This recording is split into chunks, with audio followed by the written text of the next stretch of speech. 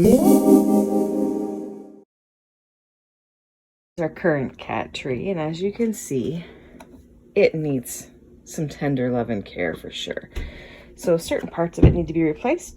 So what I'm going to do is I'm going to take it apart, and then I'm going to salvage the pieces I can and work on assembling a new one using some wooden crates, and we'll see how it turns out.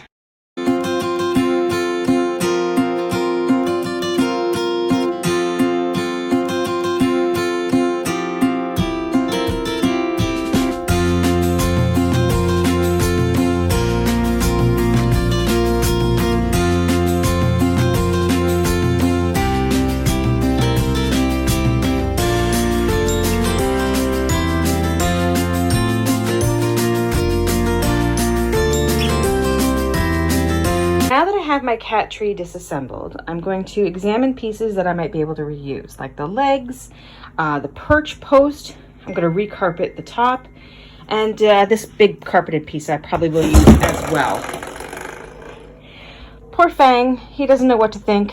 His beloved cat tree has been taken down, but by incorporating some of the pieces he loves, hopefully he will warm up to the new cat tree just as well. Leftover peel and stick carpet tile, so I'm going to use that to carpet the house box that I've taken everything off of. It works out to be like the perfect size, so I won't have to do any cutting. And then I'm going to glue some rope along the edges to prevent it from popping up and fraying. Stripped all the carpet and rope off of this post, and I'm going to rewrap it with some rope so that it's a nice fresh scratch post for the cats. And this perch here, I planned to take all the carpeting off of it and recarpet it as well.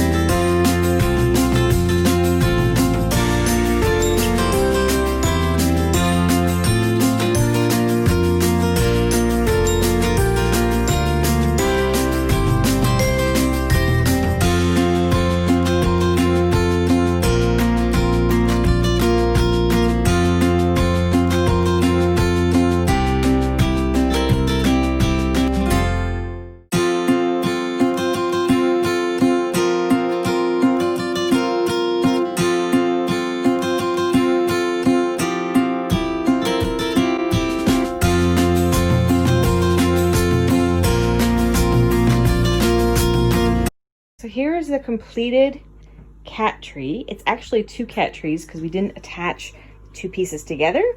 So that'll allow us to move it around and change the configuration when the cats get bored with this. But as you can see, it looks like Fang has forgiven me for taking apart his beloved cat tree, and he seems quite content with the new one. And Luna is currently enjoying looking outside as well. I hope you enjoyed watching us assemble this project. It was a labor of love and took a few days in our house, but we are very happy with the results.